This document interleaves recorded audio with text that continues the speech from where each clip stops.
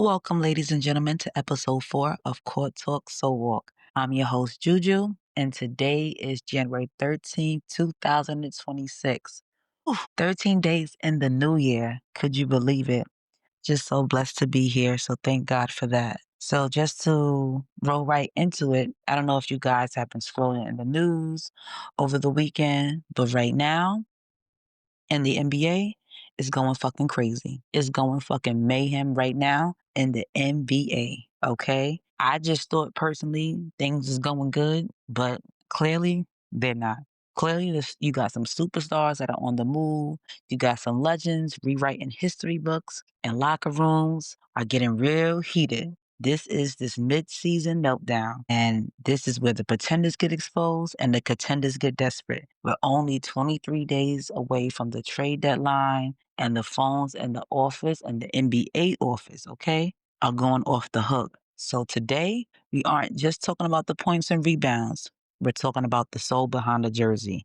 We're looking we're looking at why Atlanta did Trae Young so fucking dirty. That was fucking ridiculous. We're also going to talk about why personally I feel like LeBron is holding on to the torch and not passing it on to Luka respectfully. And we're also going to touch on the Warriors and what they got going on. So grab your water, get your mind right, because this is Court Talk So Walk.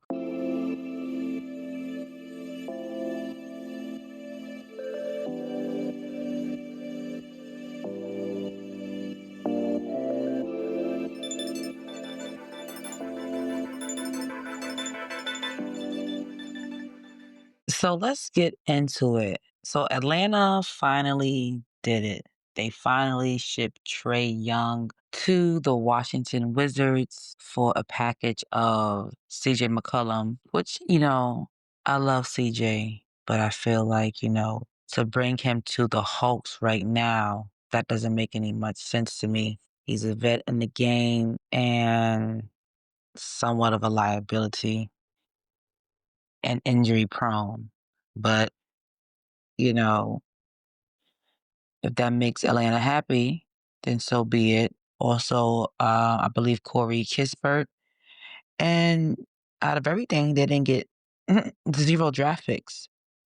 So, to be honest, I just feel like it's wrong to do your star player that way. You just don't dump, your franchise cornerstone in the salary dump like he's an expired contract. It's disrespectful to that man, to Trae Young, who basically, in my opinion, put Atlanta, back on the map since he's been there. And I understand his time with the Hawks was shortened this season because he, missed some significant time due to, I believe it was his right MCL sprain and the contusions and all of that.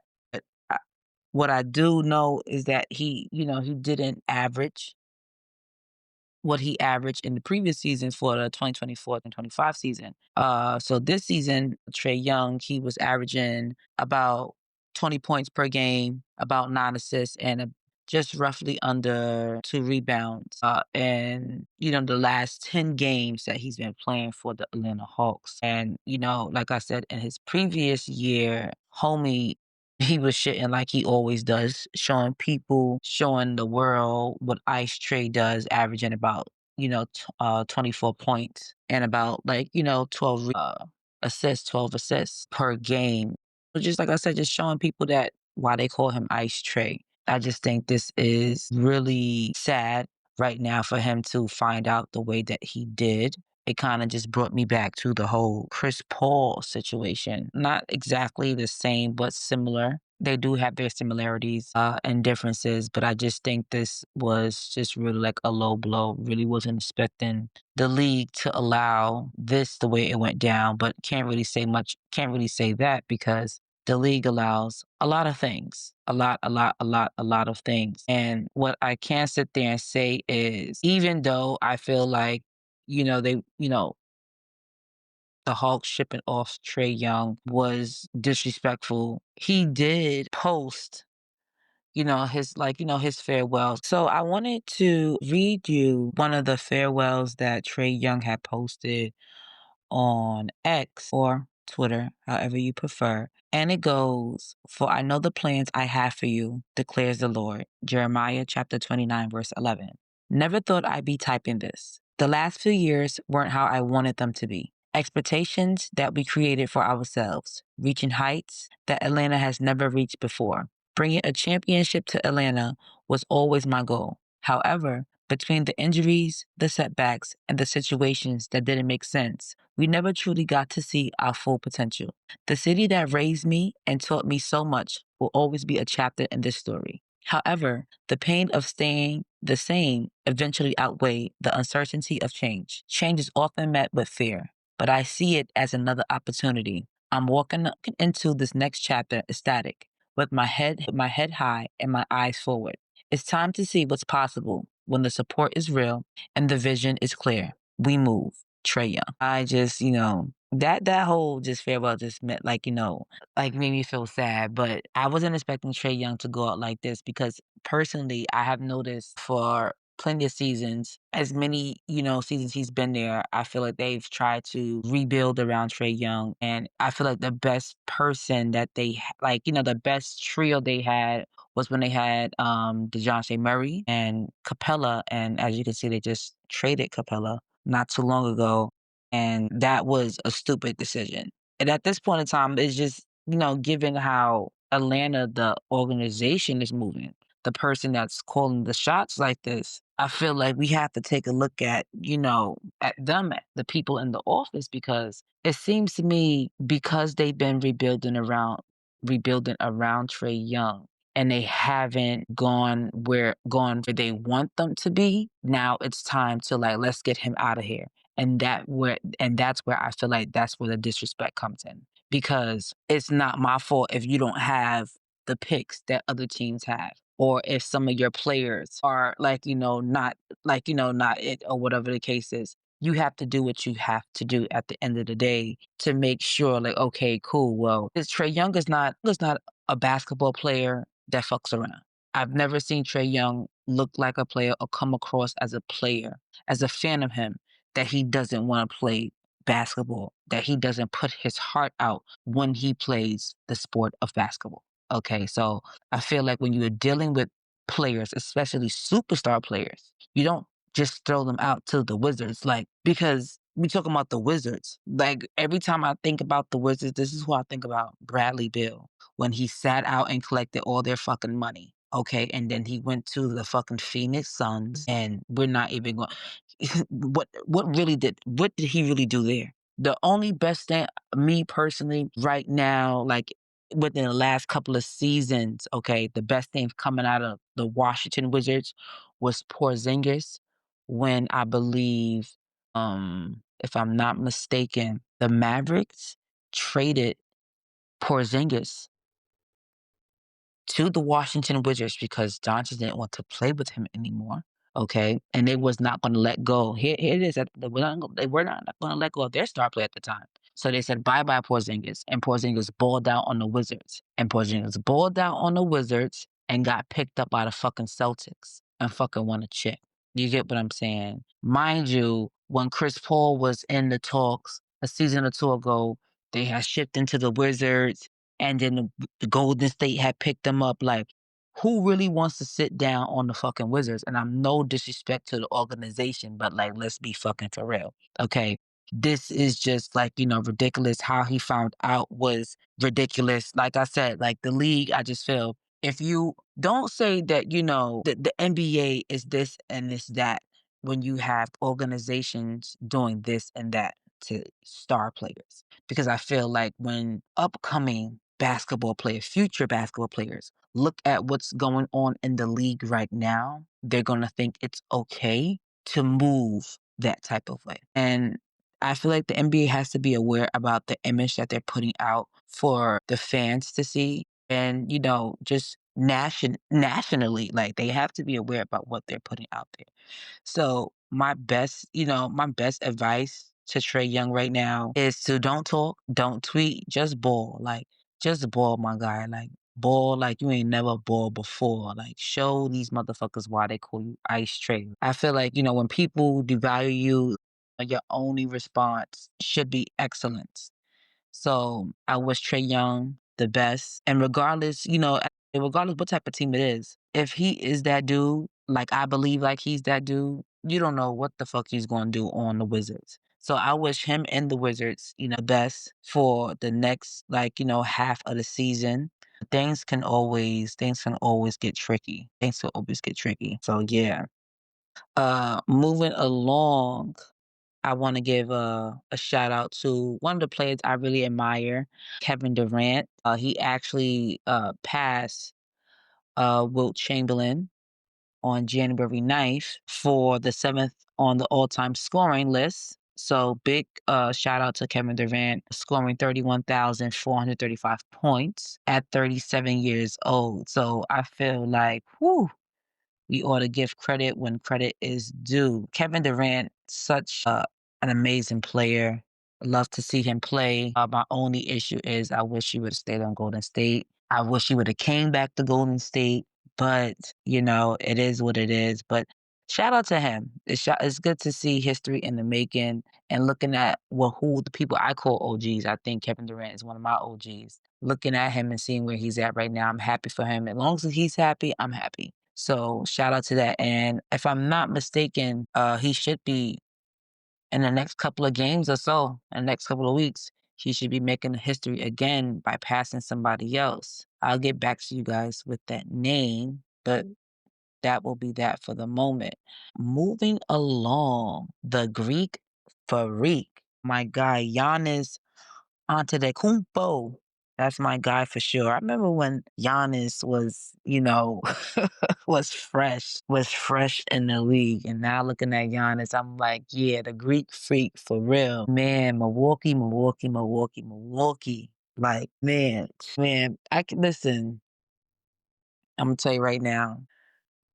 I feel like the Bucks wouldn't have to be desperately looking to build around Giannis if they only switch a couple pieces. Okay. And right now, in some trade rumor talk, it seems like the Bucks might be going after Michael Porter Jr., who's also averaging a career high right now of 26 points. But if you ask me, they need to do some more fucking searching. I'm really not feeling the Michael Porter Jr. scene with Giannis. I think Giannis needs somebody that's more dominant, somebody that knows their way around the court, somebody who can handle themselves defensively and offensively. And to be honest, when Milwaukee had Brooke Lopez, when they had Grayson Allen, when they had all these players, okay, they had won the chip and they beat Phoenix because they were that team. They were that team.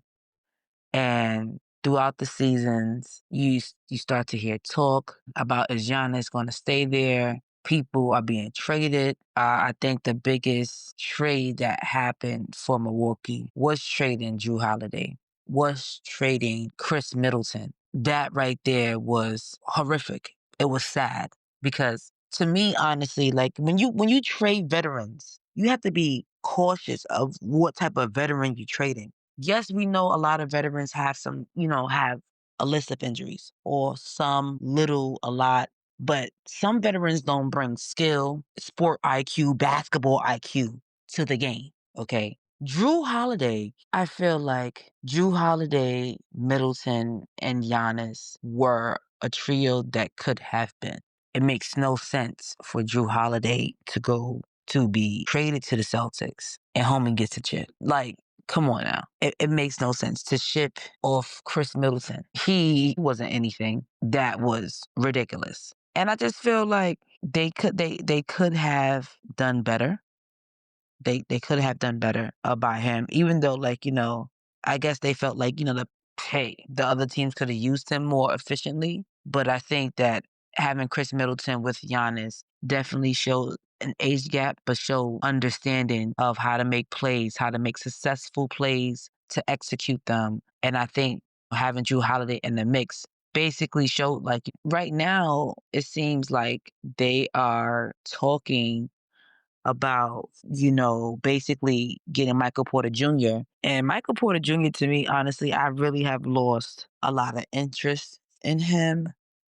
Okay, because I feel like he was on an amazing contending team on the West, on the Denver Nuggets, playing with Jamal Murray and Nikola Jokic. And I feel like in the last couple of seasons, he has really kind of been given the Nuggets, their ass to kiss because he has not been playing the way he should have been playing. So I basically felt like them trading him was the best thing to do. I feel like you can't be every season not doing more when we're seeing a player like Aaron Gordon do more and more and more, and a player like Nikola Jokic, that man is like not human. And Jamal Murray, like he's good too, but I feel like this season, he's a little wacky. He is not the Jamal Murray that I've seen, the Jamal Murray that I know that he can be. So if I know he can be at a 10, right now he's definitely giving like me a 7. And there's nothing wrong with that. But I don't know what's going on to why we're not getting the 10, but that's just my personal opinion. So whatever that is, that's on him. But in this whole trade rumor thing, it seems like so it's like the Bucks, the Nets, and the Pistons. That's all wrapped up in this shebang right now. Okay. So if everything works out, this is what potentially will happen. So the Bucks will get Michael Porter Jr., right? The Nets will get Kyle Kuzma and Torian Prince alongside with a 2031 first round pick. And the Pistons will get Cole Anthony along with some cash considerations. Okay. So let me break this down to you. First and foremost, Kyle Kuzma came from the Wizards and balled. This is what I'm saying. This is a team, they might not go nowhere, but I really look at the Wizards like as a rehab team. Players go there to do rehab and they come back out because Kyle Kuzma should have never been in that situation anyway. But the reason why he ended up being in that situation from the very beginning, while Kyle Kuzma is in the situation he is in right now, is because LeBron traded him after he helped them get his ring. That's why he is there right now. Okay? That's why he's in right now.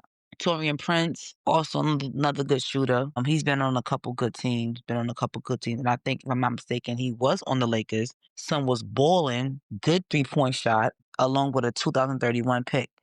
The Pistons, they seem like they doing their thing this season. So shout out to them. They'll get Cole Anthony, and he's on the Bucks right now. And the only reason why they, alongside with the cash considerations, like I said, and the only reason why they are included is because they need to clear a roster spot. So they need to fill a spot right now. So like how you have to have a certain amount of players on your team, they need to have a certain amount of players on their team. Every team needs to have the same amount of players on their team. So he needs to fill a spot. So if the Bucks basically trade him with the cash, that will cover his salary. Because basically right now, the Pistons are in no position, nowhere near the luxury tax. So they can't make no certain calls like that right now. So I think honestly, we could find somebody else besides Michael Porter Jr., in my opinion.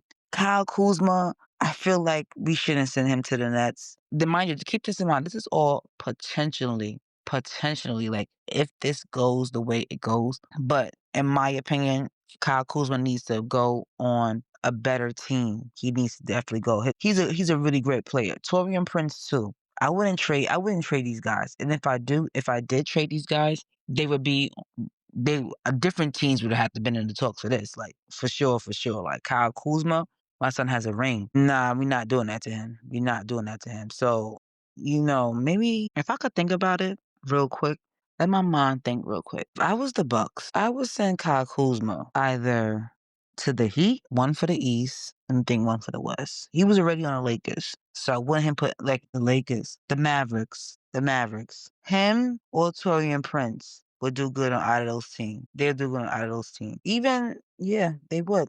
They would. Not no Nets. Not the Nets. But yeah. Hopefully within the next couple days, we might hear a little razzle dazzle. But like I said, trade deadline is approaching. Trade deadline is on February 5th. So shit could go either way.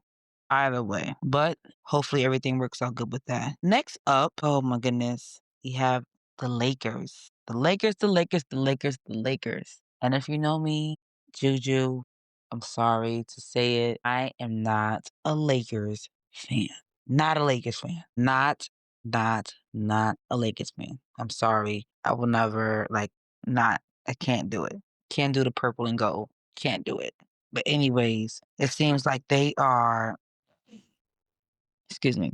It seems like they are also in the talks right now for some trade proposals, and it seems like them and the Sacramento Kings, the Lakers and the Sacramento Kings are in talks right now. So basically, if everything works out, this is a potential plan that could go with the Lakers getting Keon Ellis and basically the Kings getting Dalton Connect alongside with a 2032 second round pick. And I feel like Connect, he's a great player that will work out. But I feel like all of this going on right now, we're not really hearing too much about it. But I will sit there and say this since we're talking about the Lakers. They're building around Luca. They are building for their future. They are in a position where they can build for their future. And I think because the the organization, the Lakers right now, the team right now is showing that they can do that. Braun, and he sees that he's not really much in the picture as much. I think it's just a little bit, a little bit bothersome for him. And I could understand why, 41 years old, just about, 2 decades in the NBA. And I feel like what a time to basically have spent to gain so many accolades, to have fans see you play, to have, see, important moments in your life. It's a lot to kinda just, like, walk away from that, but I feel like, in my opinion, I really hope that he's not holding on, 1, because his son is on the team, okay? 2, and I hope he's not holding on because he just wants to stay relevant in the sport, and I feel like you have to know when it's time to, hand off. Know when to separate. I don't know if he's doing it for whatever reason, because their last game, the post game, LeBron basically has said that Luca was. He said Luca. He said Luca's our franchise. It's up to us to bend our game around him.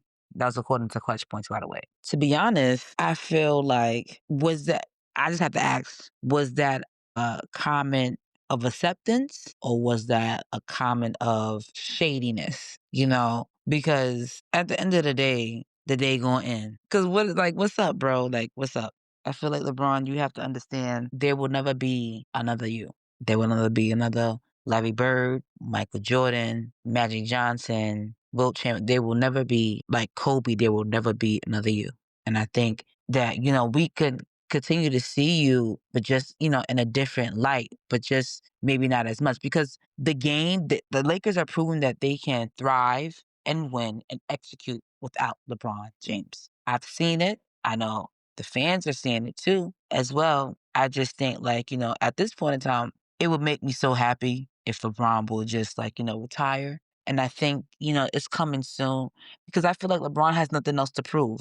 You have, unless if you're out here and really enjoying the sport, there's levels to enjoying a damn sport. Just because your body's in shape to sit there and do this doesn't mean you should always do this. Okay. You can literally go be an analyst, a sports analyst. You can literally go be a basketball coach.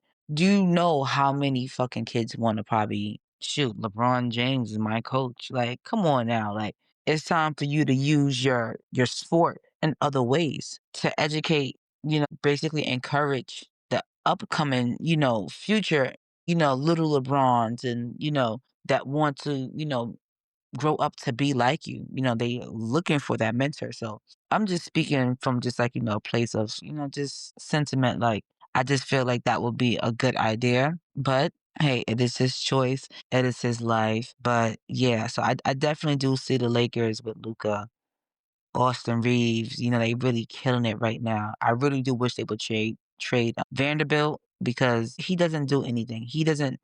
Make he doesn't shake no stadium, no basketball court. He doesn't do none of that. He's not it. He was not it when they signed him, and he's not it now.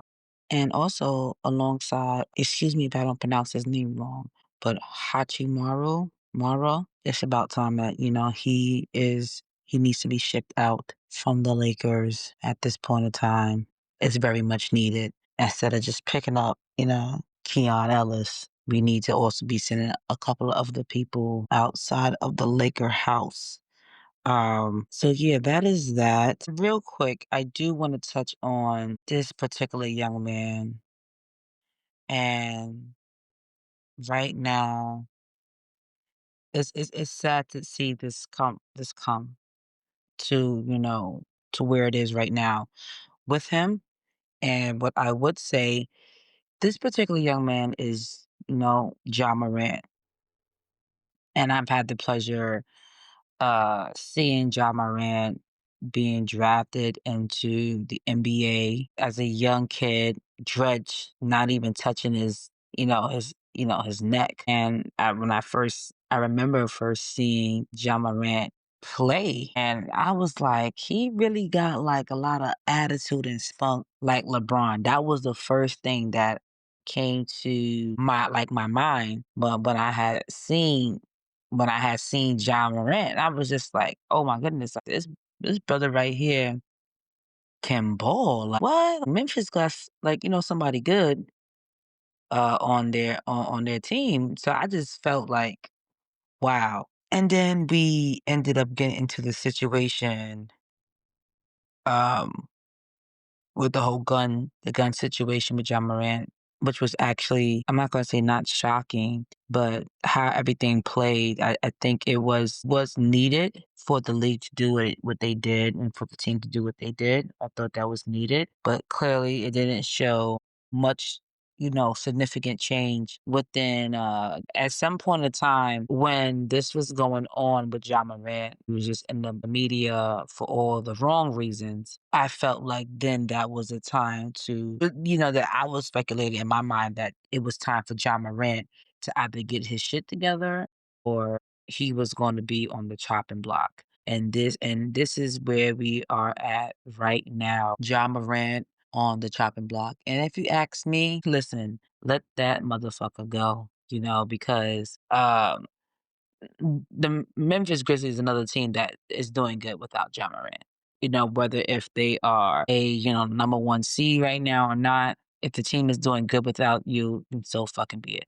I don't really see Ja Morant adding any great value right now to the Memphis Grizzlies. I honestly think that Ja Morant doesn't even want to be there anymore. But the real question is, where the hell are you going to go? That's the real question. Where the hell are you going to go? What team really, I just feel like as an organization, what team wants to sign John Morant? And this is my take on it. Yes, he is a talented player. Yes, he is a two-time NBA All-Star.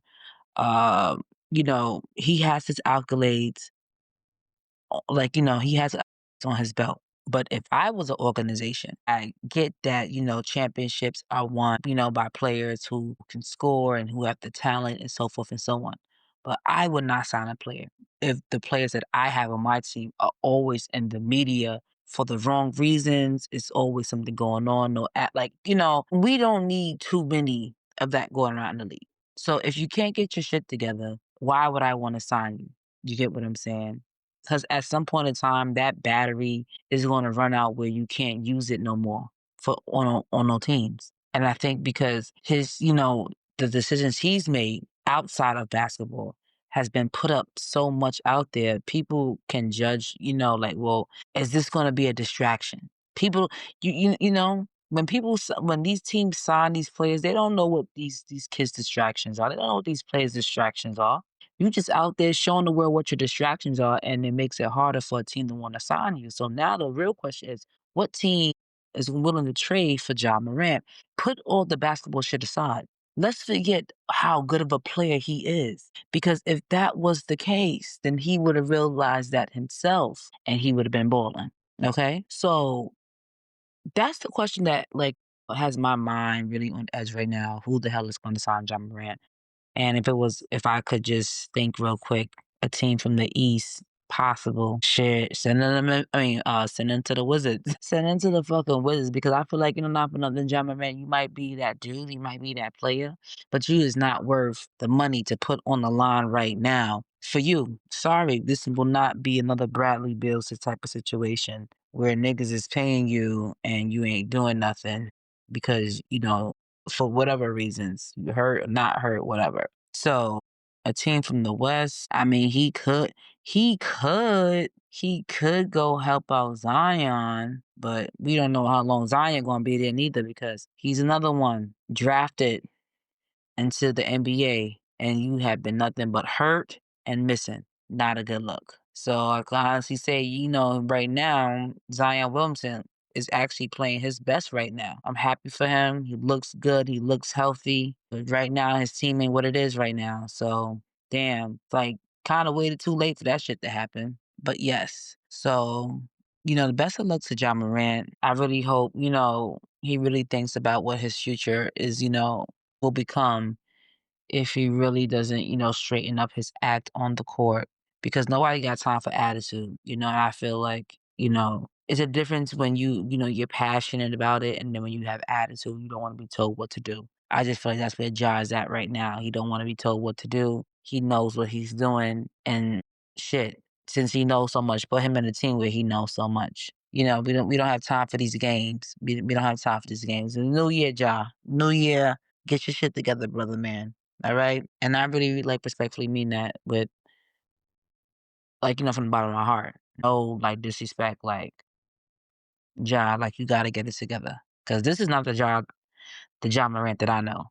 And if you have been watching Ja Morant since he'd been drafted in 2019, mind you, this kid, Ja Morant, 2019 first round, second overall pick. You supposed to be doing better, bro. Like, way, way, way better. So hopefully he get his shit together where he can, build his legacy, in better ways because if he don't, he won't be in the league much longer anyway. I'll put it to you like that, right? If John Moran doesn't, get it together, he won't be in the league much longer. And not to say like that, the league probably gonna make an example out of him because he ain't learning shit anyway. To each his own. But best of luck to you, Ja. Lastly, I saved this for particularly for last. Y'all know I'm a diehard Warriors fan. And the Warriors really got me in a little bit of humble right now. It's tricky because I really don't know how to feel, but I feel low key. It makes sense. So right now, if things were to go like things were to happen right now, the Warriors, the Pelicans, and the Utah Jazz are in cahoots with one another. Basically, the Warriors are willing to give up Jonathan Kuminga, Moses Moody, along with a 2026, 28, 30, and first round pick. And the Utah Jazz will end up getting Kevon Looney, former Warrior, and a 2032 second pick along with cash considerations. Let me break this down. Okay, Trey Murphy is currently right now, Trey Murphy the third, sorry, is currently on the New Orleans Pelicans, playing alongside with Zion Williamson and Kevon Looney. Homie just entered his first year in his 4-year, 100, I believe it was 112 million contract with the Pelicans. And homie can ball. Let me give it to you. Homie can ball. Homie is a good shot for a three, for a corner three, in my opinion. And right now, he is averaging about 22 points per game. Okay. And if he is traded to the Golden State Warriors, he will basically kind of fill the spot of, Moses Moody. And I feel like with Moses Moody, he is averaging less than one Trey Murphy the third. Two, he is, Moses Moody is a good shot, but I think Golden State is starting to get kind of tired of trying to build on, like, him being that person that they really can connect with on the court. His synchronization with how they move collectively as a team, it's up there, but it could be better because of the time he has spent there. Also, along with Jonathan Kuminga. Jonathan Kuminga, seen this boy come in, baller, ready to play, confidence on 100. You get what I'm saying? If you could kind of mesh Kuminga and Moses Moody together, you'll probably have the person that you need right now for the Golden State Warriors. But you cannot, okay? Kuminga is the type of person, he is, he will go for it. But then at the same time, Moses Moody also somebody, who knows how to go for it, but second guesses, okay? Who needs the help on, in the corner for the corner three, who is looking, who does not want to take the chance. And when you see a player like Trey Murphy III, he shows up to be that dude. He's not scared. He's confident. He's making his shots. He's pulling in the sense. He's pulling in, the rebounds as well. And we need somebody that's also going to collectively do that as well. And me being a fan of the Golden State Warriors, in addition to why this makes sense, because if this goes this way, Golden State will actually be saving money, on luxury tax, 25 million to be exact. And who don't want to save, especially with what's going on right now? Things will always fluctuate in the league. Having, uh money in the background just in case something, just a little spell happens. You have a little razzle dazzle. I do believe that was a smart decision to do it this way. Utah comes in my opinion, because they will get Looney. I feel like there's a lot of bouncing around for Looney, for all that Looney. Like, just pick it up and go. Much respect to Looney. I love Kevon Looney. I wish they would have never traded, Kevon Looney to the Pelicans. Sometimes mistakes happen, and this is where we at right now because we need somebody. We need Kevon Looney back. We need him back. I understand Golden State wants to build for the future and whatnot, and I see players like Quentin Post. He's really good too. Really, really good. Like that confidence he grew in Golden State.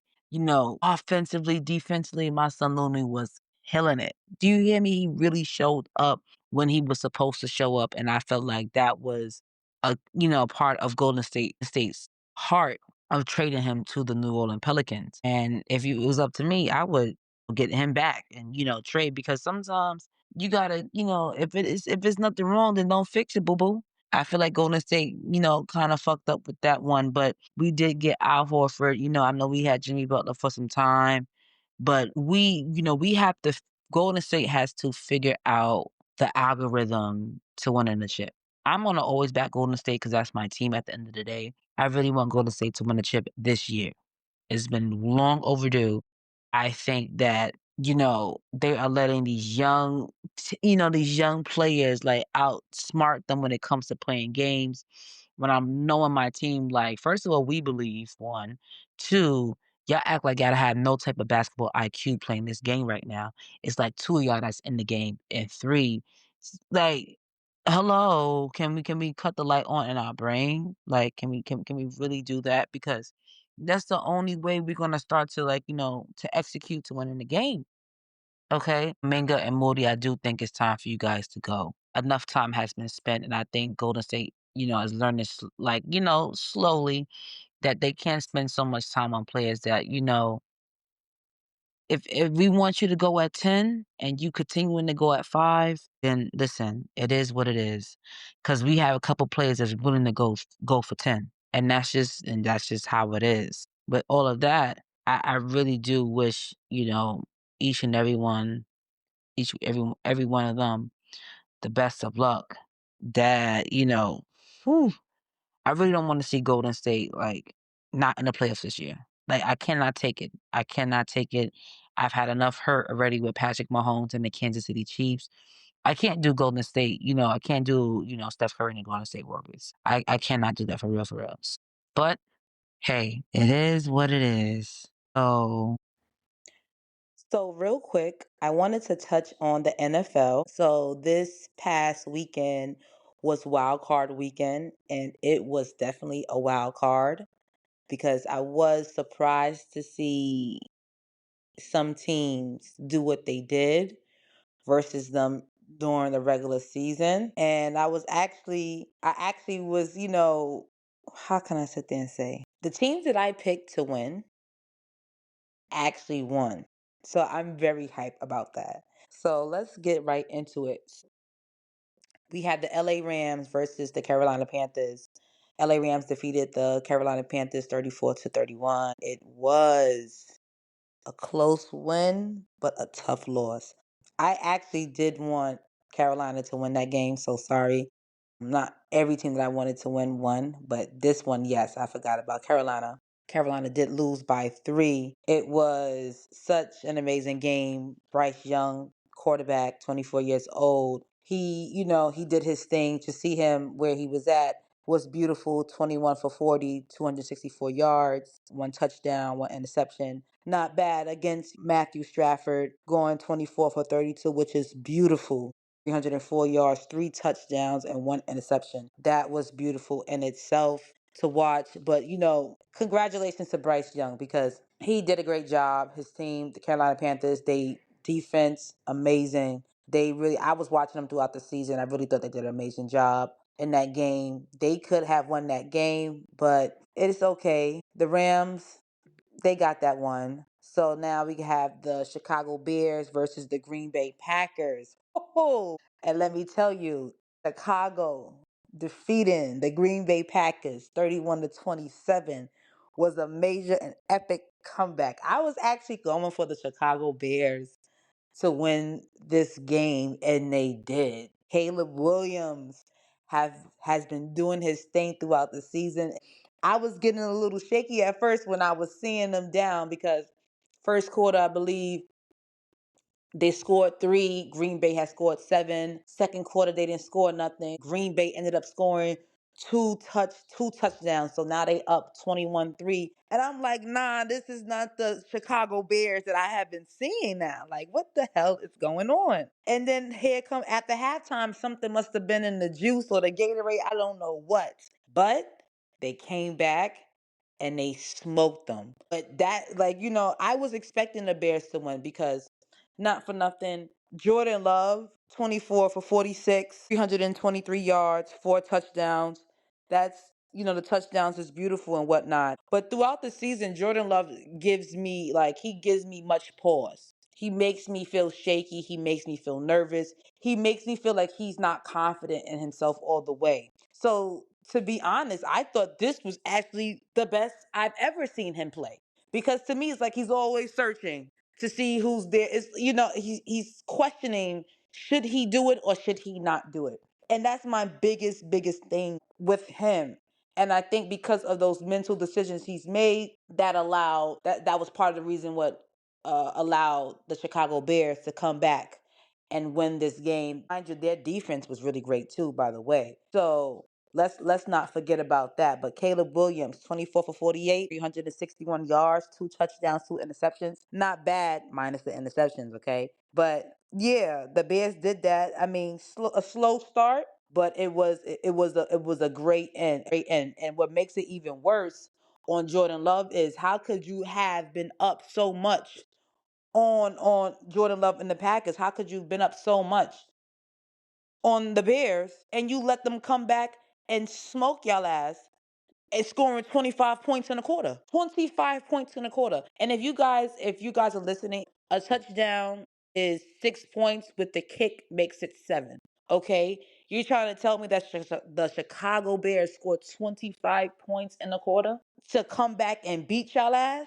Like, nah, like that's really wild. That's bonkers. So if not for nothing, I feel like personally, Jordan Love, it's nice seeing you there, but I think Green Bay needs a new quarterback, if you ask me. Enough. It's enough. It's enough. So, but like I said, congratulations to the Bears on that. Really happy that you guys pulled that off. Next up, we have the Buffalo Bills versus the Jacksonville Jaguars. And my thing is, I was going for the Buffalo Bills to win this. Josh Allen, my boy, my boy, my boy. He had me shaky. He had me shaky because he was getting banged the fuck up. Hurt when I say Josh Allen, he done got his helmet kind of come off his head. He done hit his finger on the helmet. Then he done had his knee banged up first quarter. It was Josh Allen experienced a lot in the wild card round. And hopefully maybe this will probably be his last time battling in the wild card round.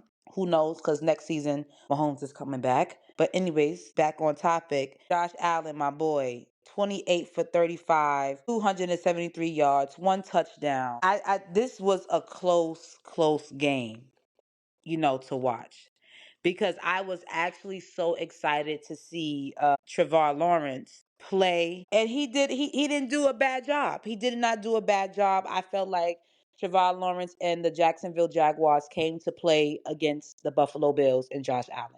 I think that they was moving in sync with each other better than the Buffalo Bills, if you ask me, in my opinion. They was ready to risk it. It seemed like the coach trusted the team throughout the entire game and a lot of plays that they made. This was an interesting game for me because Trevor Lawrence was 18 for 30, 207 yards, three touchdowns, two interceptions. And the crazy thing is, you know, the Buffalo Bills won by 3 points, 27-24. It was crazy because I when teams lose by a kick, like 3 points, when they don't get the touchdown, they have a kick for 3 points, or they lose by 1 point because the kicker missed the kick after they got the touchdown. That's a tough loss. That's a tough loss, especially after watching the players put a lot of might on the field. I think Trevor Lawrence and the Jacksonville Jaguars basically left a little dent in the Buffalo Bills, and I think they had a possibility of winning that game if I feel certain calls were reversed, in my opinion. But I think the Buffalo Bills, they did a great job too, as well. Josh Allen, I'm really proud of him all season. He's, really put, his best foot forward. And I think it should have really been a breeze for him since, the whole Mahomes issue being out. I feel like it was a, easy pathway for him to reach to, like, playoff mode. So I wish him the best. Okay, I really wish him and the Buffalo Bills the best. Next up, we got the San Francisco 49ers and the Philadelphia Eagles. San Francisco defeated the Philadelphia Eagles 23-19, and boy, oh boy, oh boy. I just knew the San Francisco 49ers was just going to win. How did I know, Juju? Because for some reason, Juju's a West Coast girl at heart, and I just knew the West was just going to take it. Oh my goodness, Brock Purdy, Brock Purdy, Brock Purdy, Brock Purdy.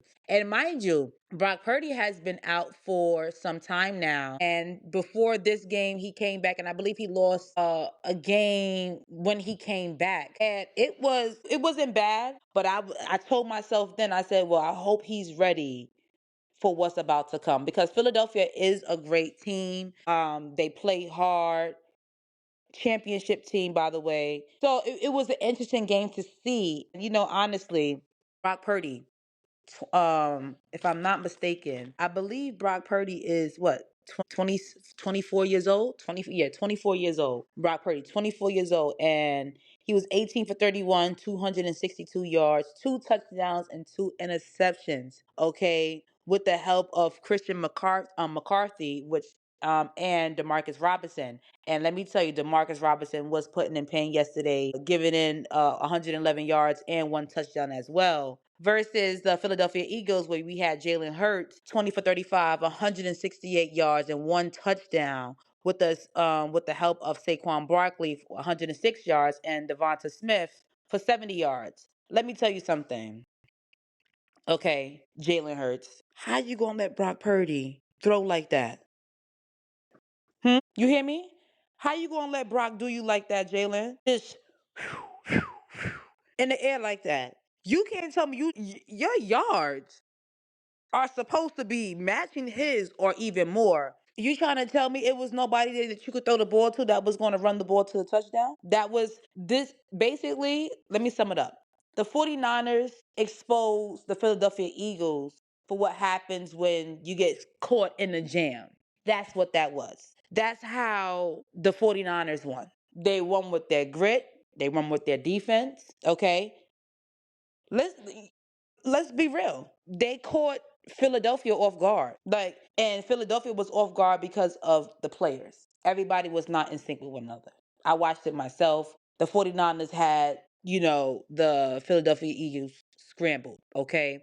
And don't get me wrong, like I said, 49ers came to play because they came and scored a touchdown. Philadelphia, they did hit the touchdown, but they missed the kick. So, second quarter, Philadelphia scored their touchdown. San Fran, they sat there and got their kick. Here come third quarter, Philadelphia with a kick again. So my thing is just like, okay, you up, you up by three. Here come fourth. All of third quarter, San Fran didn't score. So you scored 3 points. That's all you got out of third quarter. And this is my problem with a lot of teams. Y'all not getting enough. You're not taking advantage of what is going on. Yes, defense can be good, but to get 3 points out of a quarter is ridiculous, okay? A quarter is what? 15 minutes? So out of 15 minutes, you got 3 points. The Philadelphia Eagles. Ridiculous, okay? Just the fourth quarter to roll around for y'all to score another 3 points and they score two touchdowns and a kick. Please, at the end of the day, they was exposed, so they need to revamp because you can't just basically focus your players just on Jalen Hurts, Saquon Barkley, Devonta Smith. You have to utilize the team. Somebody has to step up. And when you get caught up in a jam where, okay, maybe a player is not being, playing to the best of their ability, or a situation happens where a player gets injured, what do you expect? Like, what's next in the playbook? Do what we do what you do to win. Okay. And if that calls out bringing out secret weapons and trying new things, then so fucking be it. But this right here, ridiculous. Ridiculous. And I just want to point out one more game, which is the Los Angeles Chargers versus the New England Patriots. Boy, oh boy, oh boy, oh boy. And let me tell you, it's like the New England Patriots knew they was going to beat them. They must have told themselves they was going to beat the Chargers, because Chargers been doing good all season, okay? And this was a game to Chargers been doing good all season. So have the New England Patriots. So I was like, okay, this is going to be definitely a game to watch. And I'm watching New England give the Chargers they ass right now. I'm like, nah, like this is really wow. Really, really wow. Nobody scored in the first quarter, okay? But here you come into the second quarter and New England score 6 points, Chargers score three, right? Then we get into the third quarter. Patriots score three, Chargers score nothing. Here we come into the fourth quarter. Here come England with another touchdown. And the Chargers, goose egg. A damn goose egg. When I tell you the Patriots was not playing with the Chargers, they said, listen, they gave them ass. They said, you want defense? I give it to you. And they gave them every piece of it in that game. And I give it to them. Shout out to Drake May, 17 for 29, 268 yards, one touchdown, interception. And shout out to Justin Herbert, 19 for 31, 159 yards. Okay. Drake May and the New England Patriots definitely played like they wanted to win that game. So shout out to them. Shout out to them.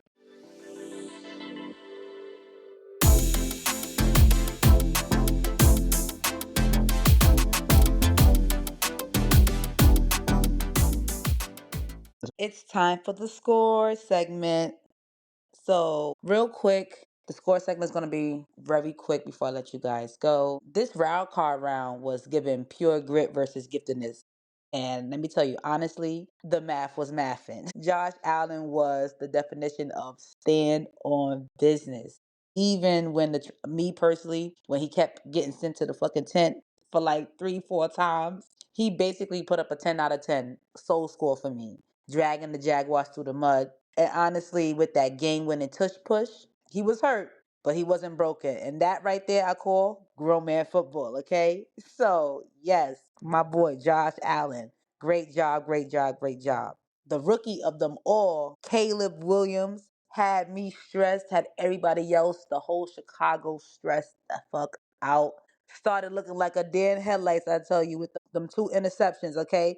But like I said, something tapped into something to his mind, and he went in deep because he started throwing to snatch the Packers' soul to get that comeback win, and that right there, is amazing. He's young, he's spicy, and he's definitely showing Chicago that the era isn't shifting right now. So, congratulations once again, Caleb Williams. Matthew Stafford stayed grown and sexy throughout the whole game, surgically dissecting the Panthers.